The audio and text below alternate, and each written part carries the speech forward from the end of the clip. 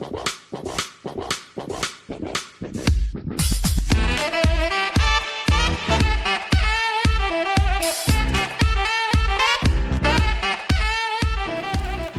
up YouTube? My name's Quickie, welcome back to the channel. We've had a delivery. Yeah, I haven't seen this in years. Back when I was racing, I set up a two-man team for Super Sport 600 with a guy called Simon Oliver, or Sol. And he ended up buying my house in Cambridge. And basically he's had a bit of a clear out and stuff, and he's gone through the attic and he found this in the attic, which is awesome. Look at that. These are my old race leathers. I will stick some pictures up and stuff. I haven't seen these since, what, 1997? Something like that. They're very blue. I will stick some pictures up. They started out, they had a different insignia on the back. Because we changed it around to Team Mojo, so it still had the M and all that lot, but then it changed the following year because I changed class and then I moved up to the bigger bikes and stuff as well, so all the logo changed. But I got my leathers back. They were all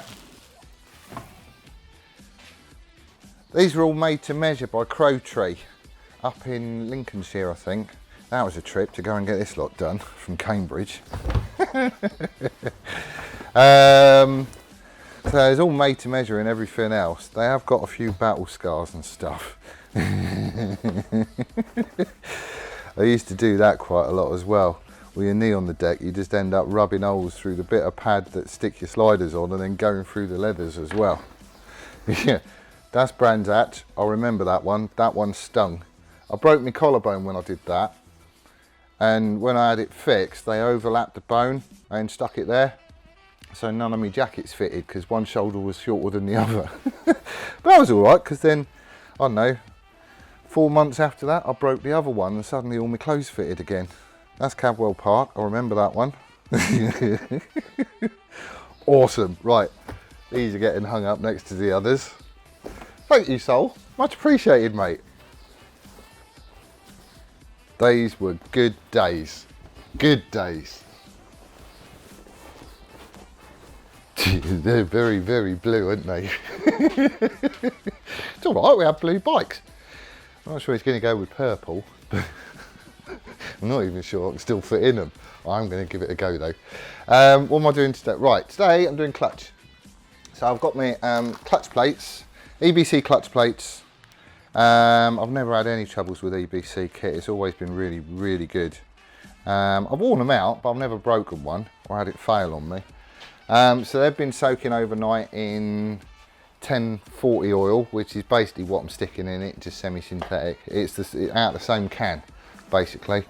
You have to soak them. When I first started twirling spanners and all that sort of stuff, I switched the clutch out and I didn't. And basically, you give it large and you just cook it and your clutch fails. It's the only time I've ever had a clutch fail on me, actually.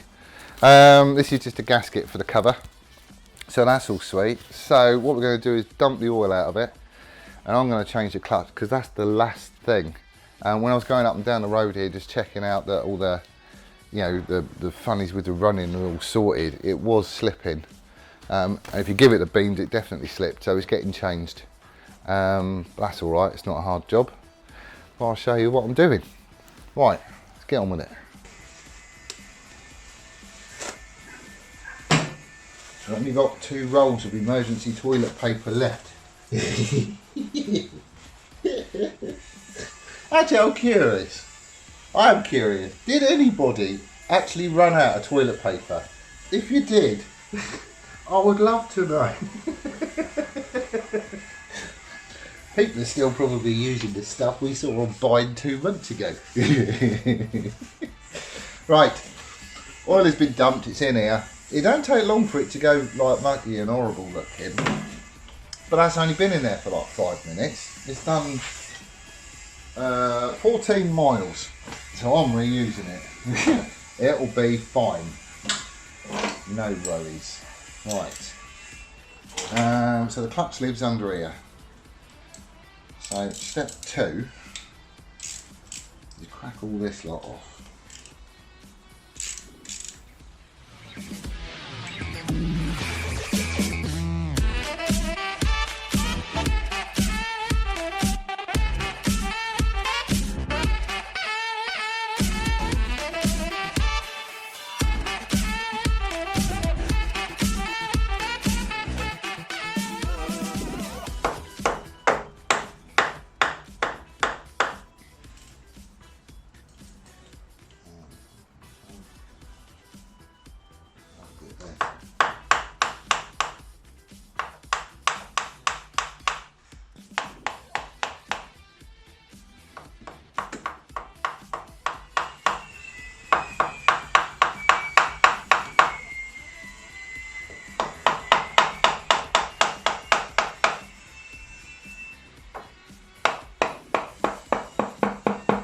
Goes.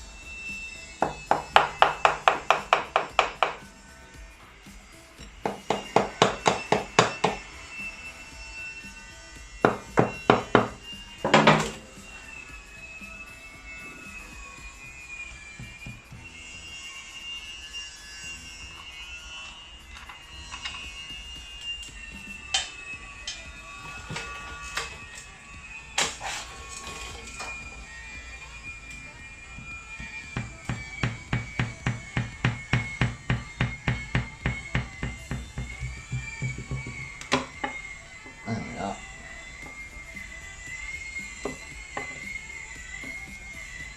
Wiggle, wiggle, wiggle, and she's off.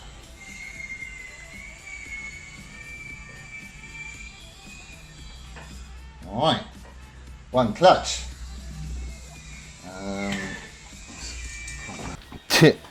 Right, I didn't have my microphone turned on. Sound's going to be horrible on this one as well then, isn't it?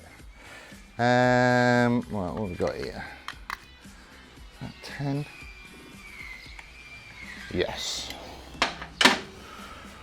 Right, this is the clutch, so you got the basket, the boss in the middle.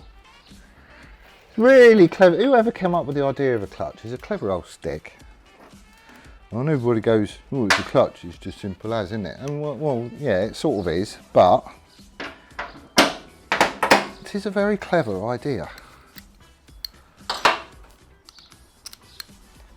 So all we've got, I mean, these are done up to like nothing, basically, these springs. So we're just gonna crack them off. There we go. And then wind them out sort of equally, I guess.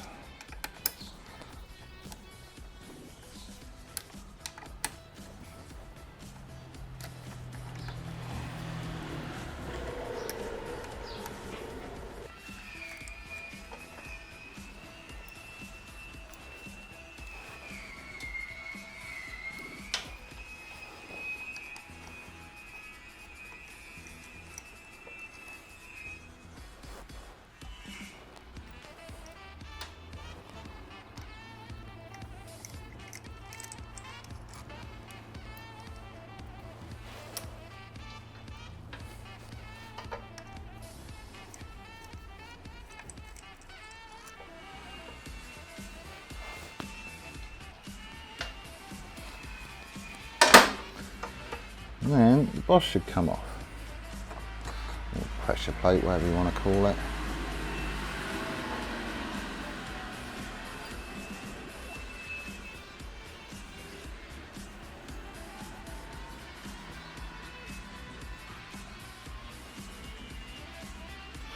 That looks all right. No nastiness going on there. And these are just the clutch plates. And I'm expecting this to be a different story.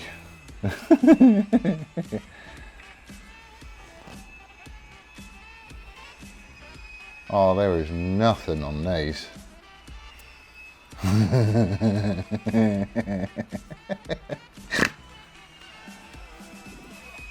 There is nothing on that at all.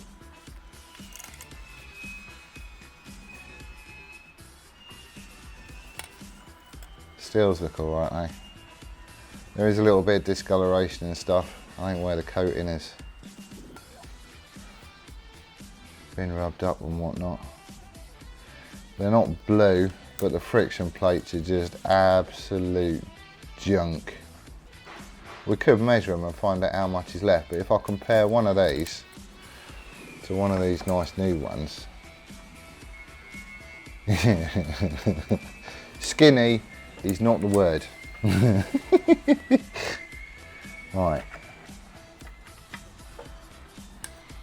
so let's have all this out. I'm gonna need a proddy thing, isn't I?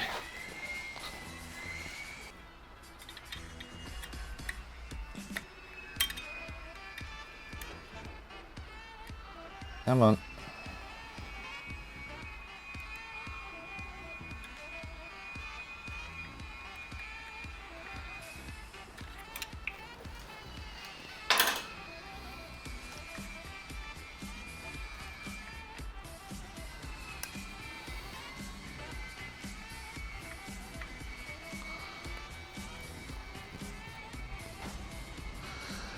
That's the back of the boss, which again looks absolutely fine. There's no marks or anything on it. Sweet. Right. Here we've got a little shaft that comes through from the other side. So I believe on this, the way the clutch works is it's cable controlled. It kind of rotates a pin, which basically pushes on the back side of this, on this side. So it pushes this out, and obviously you've got the little roller bearing on here. There should be a washer. Is there a washer on it? Yes, there is a washer. Yeah, there's a washer on the back of the boss. There. So that would sit on there. Just like a thrust washer, I guess. And that's it, real simple operation. I have had it on other bikes that have got a similar setup, where this bearing is crunchy as hell. And I've even had one that was cracked. So it says in the manual to check it for operation. There can't be any graunchiness or damage or wear or any of that. It feels brilliant. Really, really good. Really good. So I don't think we've got any issues with that. And the operation of the clutch is pretty much dependent on the way that moves. So it needs to be right, as does everything on a bike. Right.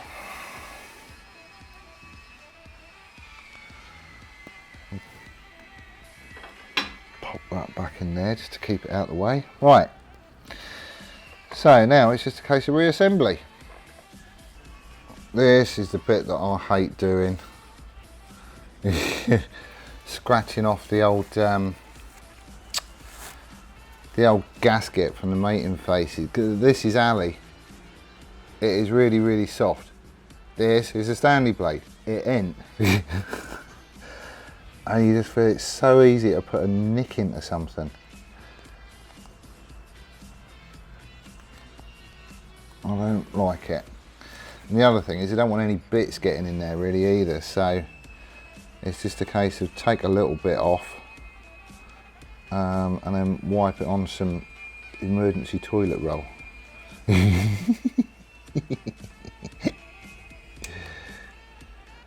going to be all these people sitting at home going, I've got hundreds of bloody toilet rolls there. What do we go and buy all them for?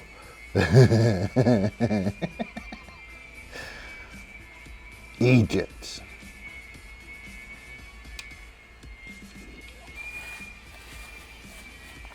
Right, so I think we're in there.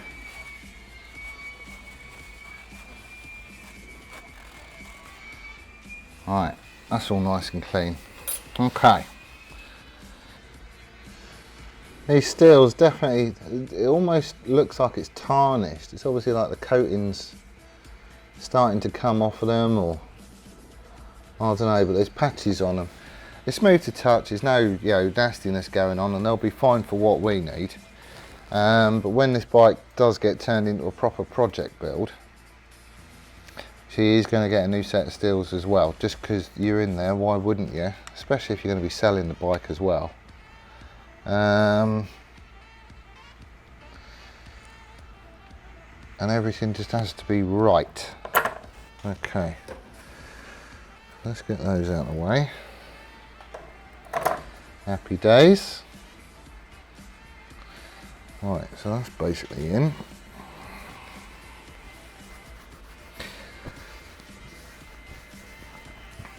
Right, so back on with the boss.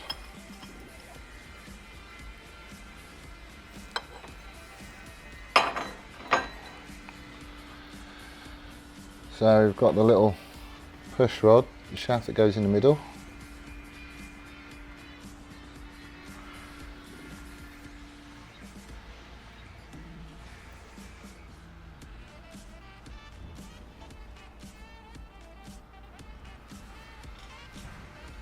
And the bearing.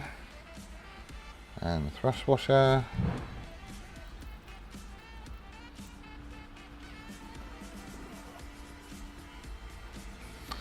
That's all good. Make sure there's no muck on anything. That's fine. Stick him back on. There we go. I've measured the springs, checked them against the manual, we're all good there. So they can go back in, they're nowhere near their service limit, which is sweet.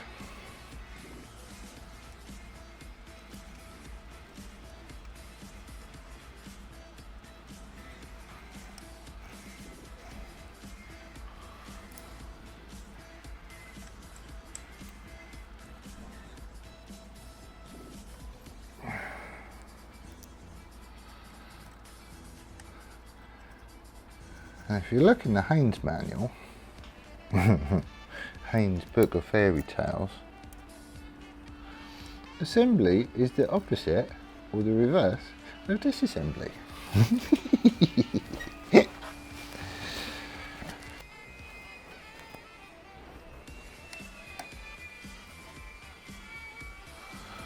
Right, so these are all just bottoming out. 12 Newton meters. Just do them up diagonally.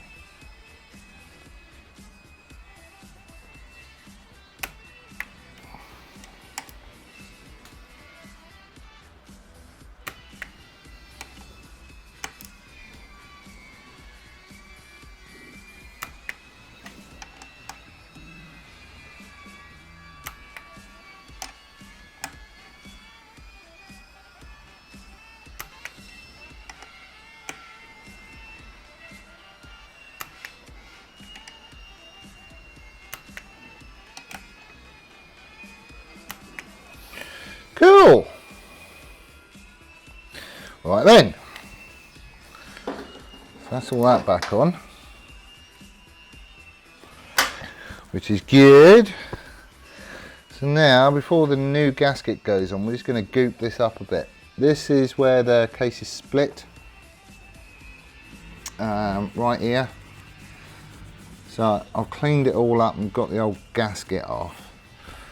All we're going to do is put like a tiny little smidge of this Hylamar goop. It's like an instant gasket basically. You don't need much, it's just to give it a helping hand where the case is split.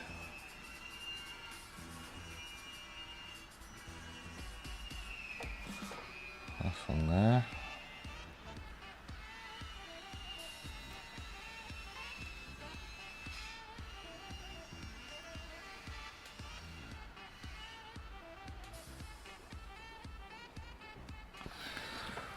Happy days.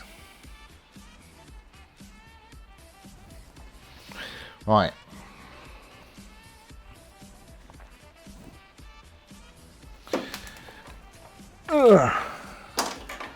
Okay, it's a new gasket, straight off eBay, because the bike shops around here are all still shut. What is this? Motor gasket. Clutch cover gasket. Where is it? Athena.eu. So they make posters.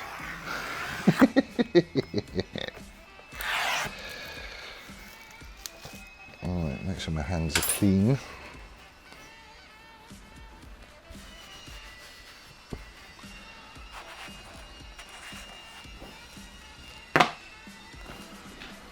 Right then.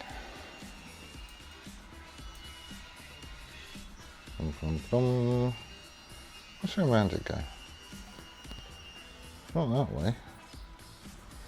There we go. Oh.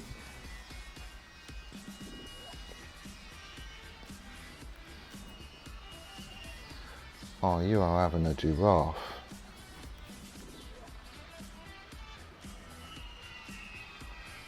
It's the wrong bloody one. Is it? Oh no. There you go. I nearly had an oh my god moment then.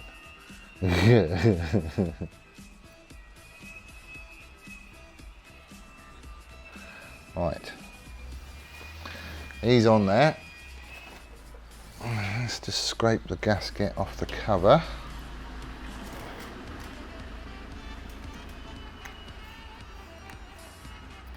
Oh, he's come away clean actually, look.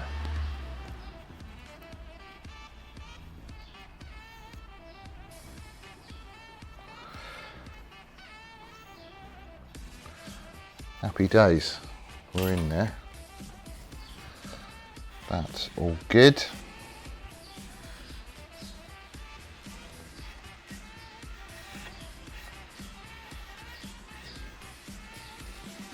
Okay. And he is going to fit back on there.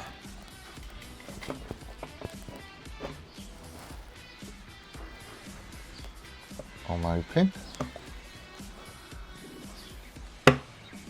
There we go.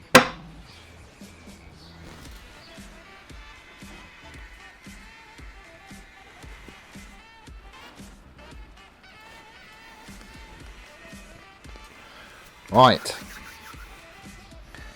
So, this one down here had the washer on. And do I need to put anything on these? I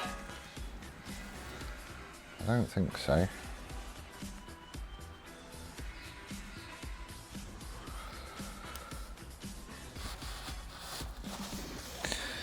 Right, okay.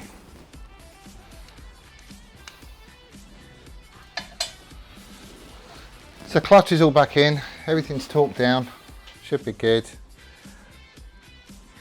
Put the old oil back in it again. There's no point in putting fresh oil in it. It's been in there for like 5 minutes and nothing's happened.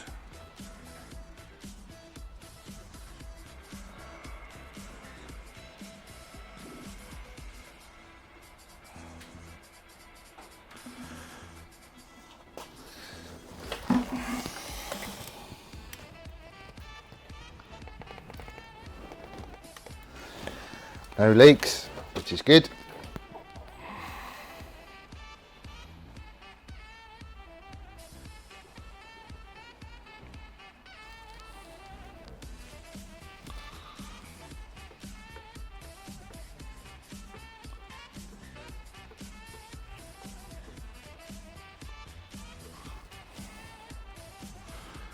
Right, so to check free play on the lever.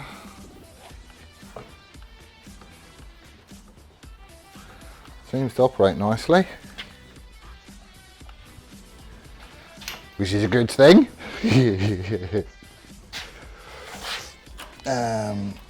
Right, Stanley blades. Okay.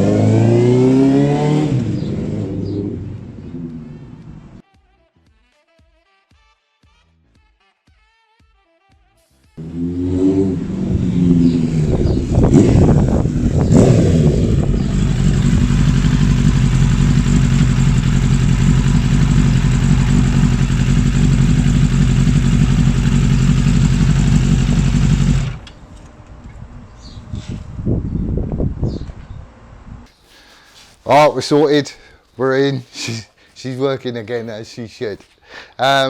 Before, the clutch was horrible. It was like you're letting the clutch out, and it's not until you get to that last sort of 4 mil of travel on the lever, that's when it would suddenly engage, and it was just like a switch.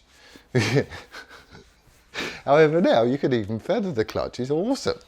So yeah, quite an easy job to do. But there you go, she's all set.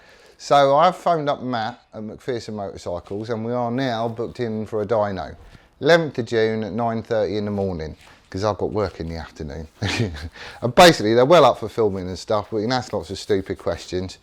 And they'll explain what's what, and we'll see what she makes. I was going to ask what the theoretical top speed was. I mean, there ain't going to be any wind resistance or anything like that, because you're not moving. But I think they can work out the theoretical top speed. The only trouble is some goon has gone and changed all the gearing on it. Well, they've certainly changed the rear sprocket. So on that bike, it's supposed to be a 48. They've put a 49 on it because they want more acceleration. I don't know what they've done on the front, but to me, it feels really short geared. It's like you're rattling through the gears so quick. It's just, why would you do it?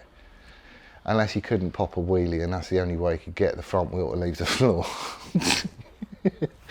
So we ain't really bothered about that. And gearing ain't going to change anything to do with the amount of power it generates anyway. The dyno could still measure that, and the figure would still be the same, because it doesn't change anything to do with power.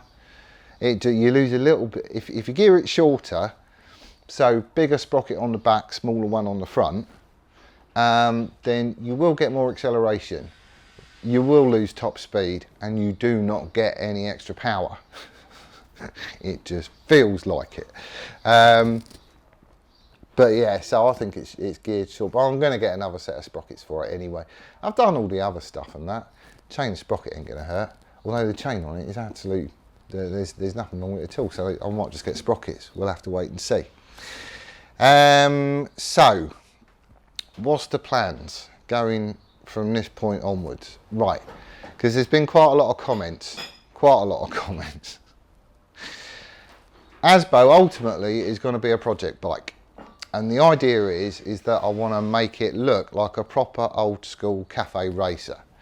Now to do that, there's a number of things that needs to happen, which is why I've done all I've done and got it on the road so I can use it, because I need to get to grips with it and know what works and knows what doesn't, because I haven't had one before. So what's going to happen is she's turning into a test bed. The suspension is horrible. It is properly horrible. I've rebuilt all the front, so that is back as stock. It's got a stock shock in the back, but this is a 1996 bike, and I'm pretty sure it's never been serviced. So I am going to be having a chat with Simon Rolls. We'll see if he can't get him to, he don't like being on camera. This is the only trouble. I might have to do that pixelated thing. I learned how to do that the other day. So we might get him in, or go around his gate, or do something, but get him to service the shock and explain what he's doing, because he's a whiz at all that. He knows what he's good. So that could be quite interesting, and we'll get it back to stock, and then we're going to start monkeying about with it. So we'll measure everything. I will put all my gear on, and we will set the sag properly, even if it is roasting hot. And we'll get it so it's using the stock kit, it's well set up. Then I'm going to put some different tyres on it, because the tyres that's on it are shocking. And we'll see if we can't actually get some sort of feedback and feeling out of the bike. Then we're going to do things like, okay, I'll identify what's the problem with suspension. We know it's too soft and soggy, and it dives, and it's... Ugh. So we'll have a chat with Simon, see what we can do. We'll do it and ride it again and see if that improves things. We're going to monkey about with the geometry, although she does turn in quite nice. But once you start changing suspension setups and making it stiffer, that is going to change how it turns in. So we're going to go for all this lot, and we're going to get the bike basically handling. So I know what the geometry needs to be. Then what I'm thinking of doing is swapping out the suspension for something else, because there is just no adjustment on it at all. There's nothing you can change on the front, apart from the weight of the oil you've got, the amount of oil, so how much the air gap is. You can put like a cartridge emulator in there, which, you know, gives you the ability to tweak the damping that you get. But to change anything, you've got to strip all the forks apart. So what I'm thinking about doing is getting another conventional fork, like a front end setup, which I can get to fit on the bike, that gives us all this adjustability. I want a cartridge fork, basically. And I definitely want a better rear shock, because you can't change the damping on this one at all, I don't think. And I'm thinking stuff like an old S-Rad 600, because I've raced against them when I was on the R6s and like the ZXR and whatnot, and they were proper quick and they handled brilliant. So I'm thinking something like that, or maybe like an old R6 fork. You know, all I want is preload, compression damping and rebound damping. The spring rates and the shim stacks and everything else we can sort out, that's not a problem. The rear shock, I think I'm right in saying an 03 Honda CBR 600RR shock will fit, and that will give me everything that I need. So I'm still looking around on this stuff and, you know, finding out the lengths and what suspension's going to do. But then we're going to change it all, we're going to set it all up again, we're going to go hooning, and we're going to see what the difference is, because I reckon it's going to be quite remarkable. And then once all that's done and dusted, and I've got a bike set the way that I know works, with suspension that I know works, I can make a frame jig, because I hate the frame. I hate breakaway frames so much. But I'm going to make a frame jig, and then I'm going to make my own frame, which I'll be using on the project bike. And it will be different, because this is just ugly. It fell out the ugly tree and it hit every branch on the way down. But first of all, we've got to finish off Jigsaw. This is Steve-O's ride. Let me show you what's happening. Alright, Jigsaw is still lurking in the corner of the workshop. She is looking a little bit unloved, isn't she? Since I started on ASBO, I haven't done anything on Jigsaw at all. She's just been propping up the wall, basically. The two wheels that you see over here, they came from Dan. He's got the unit with his mates a couple of doors down, and they just treat it as a bit of a man cave, basically. But that's a set of Bandit 1200 wheels, so I don't know, I might use those on the project build when I make it. I don't know, we'll have to wait and see. I'm making a frame, and I'll probably make my own swing arm anyway. So I'll make it fit. But I don't know, we'll just have to wait and see. But anyway, Jigsaw is still here. Haven't done a thing to her, and she does need a bit of a clean up because she's getting dusty. So as soon as the power run is done and we've got the dyno figures and everything else, and I'll do a video where I go through all the costings, so exactly how much I've spent on it, how much I bought on it, how long it's took, all that other stuff, just so you've got some information to go by. We are getting back in on this, and we're starting off with that all coolest around. I've got everything here I need to make it. I just need to make it. So we will be coming back to Jigsaw. We are going to get it finished, and we are going to put a big old grin on Steve-O's face when we do. Hopefully lockdown will be over then, and he can come up and give us a hand. But you know, it's his project. He should be involved in it, and I don't really want to do stuff without him here, because, you know, that would be a bit unfair, really. So she's there, and we're going to get to her. She's just got to wait a little bit longer. Poor old Steve-O. Right. Ooh. So that's it. What else? I've had a chat with Matt from McPherson Motorcycles, told him I sorted the clutch out, and we're all good to go. So we are now booked in on the dyno, the 11th of June, next Thursday. Thursday? Is it Thursday? Yeah, Thursday. Should probably put a calendar entry down for that, at 9:30. So they're still well up for filming and everything else.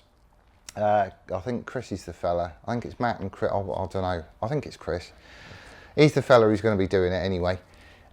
So we can pick his brains and ask lots of stupid questions and get him to explain stuff, and we'll see, you know, what power it produces and everything else. Top speed we're not going to get, because somebody did ask this. Can you find out what the top speed is as well? The thing is, you're on a static dyno in a shed. There's no air rushing past you. So unless you figured out a way of hooning down the motorway or going through the twisties flat out as fast as you can, but not having any wind, then, you know, it ain't going to mean anything. So I ain't really bothered about that. And apart from that, the goon that had it before went and changed the gearing. It's supposed to be 15 tooth on the front, 48 on the back. I haven't checked the front yet because there's a cover over it. But on the back it's a 49, and it does feel like it's geared pretty short. So I reckon he might have took a tooth off the front just to get more power. You don't get more power by doing it, you just get more acceleration, and you end up tap dancing on the gear shift. So anyway, I am going to put it back to standard gearing. After changing a couple of sprockets, you don't need to see any of that. But I will get it, because basically I want to get the whole bike absolutely bone stock and working as it should be, which it basically is. But I want to get these final little bits like the suspension on the rear sorted and the gearing sorted and stuff like that. Because then I can go, right, it's a stock one, let's see what it's like, and we can go out and lean on it a bit and see what happens. She's going to get some more tyres before I do that, because like I say, those ones are just rubbish. Bridgestone BT45Ts, I think, which, you know, probably ain't that bad when they're new. These ain't new. These are really old and hard. So they're getting changed. So anyway, what we're going to do is we'll get the dyno run done and sorted. I'll tell you what all the figures are, and I'll show you the graphs, and we can have the explanations and everything else. It ain't going to take long to do, so I'm not sure that bit of the video is going to be very long. So the rest of the video, we're going to go through all the costings. So how much did I buy the bike for? What have I done to it? How much did it cost? How long did it take? Where did I get stuff from? All that other junk. Just because if someone's looking to do the same thing, you're going to want to know. You know, it didn't cost a tenner and it didn't take a weekend. It took a little bit longer than that. But we'll go through all that so you know exactly what's what. And you know, you can see what I've ended up with for yourself, and we'll go out for a hoon and you can listen to it and see how she goes around corners and does it wheelie. Yeah, it does. But you do have to tell it to. And you know, we'll just have a little bit of a laugh. In order to do that, I do need to sort out a camera. I've got a camera, my new GoPro Action Cam wannabe thing is here, and it works a treat. So I've got another memory card coming for this, but I need to stick it on here. I could stick it on like that. Oh, it just seems a bit, and it is a little bit wobbly. I don't really like it that much. So what we're probably going to end up doing is I was watching Matt's channel, and he did a little thing on the front of his lid. So he made like a little mount that you can then stick on here with some of these, like, you know, the sticky fixing things that normally hold that bit down. Well, I've got some. Oh, I'll get some anyway. So we're going to make a little mount on here so I can stick it on properly, and that way we can go out hooning and you'll get it full frame and everything else. So that's another little thing. I'll probably do this offline. He's already got a video showing you how to do it and I'm just copying him. So yeah, that's all coming. Oh, someone's rocked up. Yeah, there's loads of people out today, it's ridiculous. Anyway, so that's what you can expect. It's only going to be a couple of videos worth, that's it. And then we're back on Jigsaw, and because I know some people have been itching to see a bit of progress on that, and that's what I'm going to do. So happy days. So the obvious question really, because we're at the end of it, do I take the van to work this afternoon or do I take the bike? I'm going to get my lid on. Right, so that's where I'm leaving it today. Thank you very much for joining us. Do hope you're liking the videos and stuff, and thank you for all the subscriptions. We got the giveaway that Jake's going to pick out as well, so somebody will get a t-shirt. I've got some of these with the logo on the back as well. So there's this one with it on the back, or a little thing over your moob. You get to pick whichever one you want anyway.